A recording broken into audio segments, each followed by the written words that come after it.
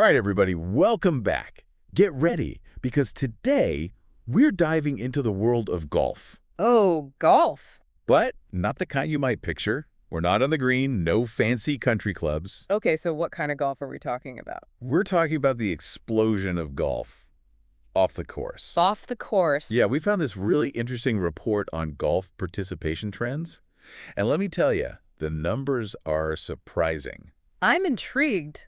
Lay it on me. So apparently there are way more people playing golf than we thought, but they're not doing it the traditional way. Makes you wonder how they're tracking all of that. Yeah, and this report breaks down golfers into 3 categories. Okay, classic on-course players. That's what comes to mind for me. What else? And there's folks who do both, on and off course. Makes sense. Mix it up a bit. Exactly.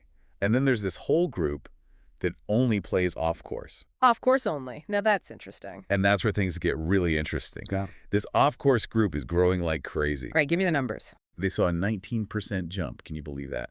19% increase in off-course only players. Wow, that's a pretty big leap. And what about those on-course purists?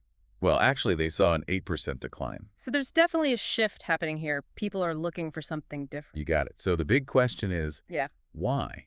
Why are people ditching the traditional course for something else? Well, life is busy. Maybe it's a matter of convenience. You think so? I mean, think about it. Off-course options like simulators and driving ranges, you can play whenever you want. Yeah, no need to worry about the weather or booking tee times months in advance. Exactly.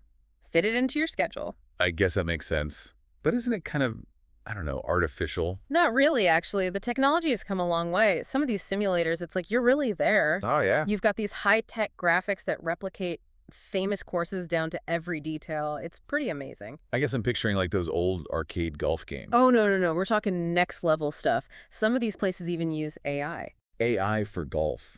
What does that even mean? Well, picture this. You take a swing, and the simulator analyzes everything. Your grip, your stance, your swing speed. So it's like having a personal coach right there with you, but it's all digital. You got it.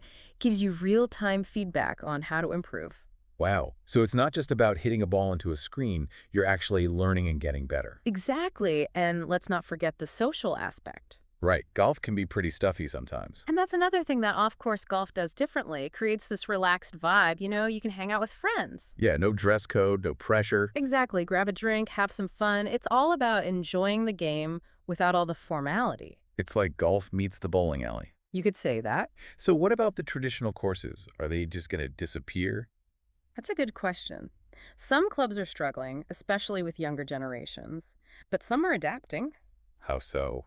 They're bringing in some of these off-course elements, simulators, entertainment lounges, trying to appeal to a wider audience. Makes sense. They got to keep up with the times. It's evolution. The golf industry has to evolve to survive. Well, speaking of evolution, there's this one company, TruGolf. They seem to have this whole off-course thing figured out. Oh yeah, TruGolf. They've been in the game for a long time. Like way before this off-course boom. Like since 1982, they were actually part of a company that eventually became part of, wait for it, Microsoft? Microsoft. Yeah. Wow. So they've got some serious tech roots. Definitely. And get this, just this past January, they got listed on the NASDAQ. Hold on, NASDAQ. For our listeners who aren't Wall Street whizzes, what does that even mean? It means basically they've hit the big leagues, they're publicly traded now, means investors see them as a major player in the market. So it's a pretty big deal. Shows they're doing something right. Huge deal, especially in the golf world. And it's funny because their whole mission is about making golf more accessible, right?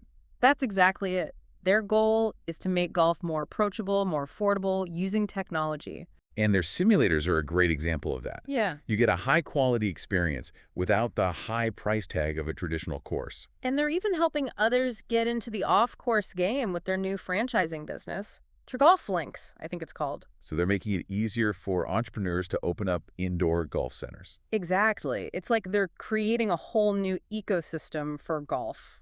So it's bigger than just TruGolf. It's a whole shift in how we think about golf. Absolutely. Makes you think, what does this all mean for leisure in general? Not just golf, but everything. I think it shows people are craving flexibility. They want things that fit into their lives. They want options. They don't want to be tied down. They want to be engaged, entertained, and technology plays a huge role in that. Yeah, it's got to be fun and convenient. Makes you wonder, What's next? Will we all be playing VR golf in a few years?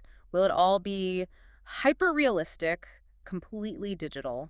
That's a really interesting question. I mean, who knows what the future holds, right? But the possibilities are endless. Well, folks, there you have it.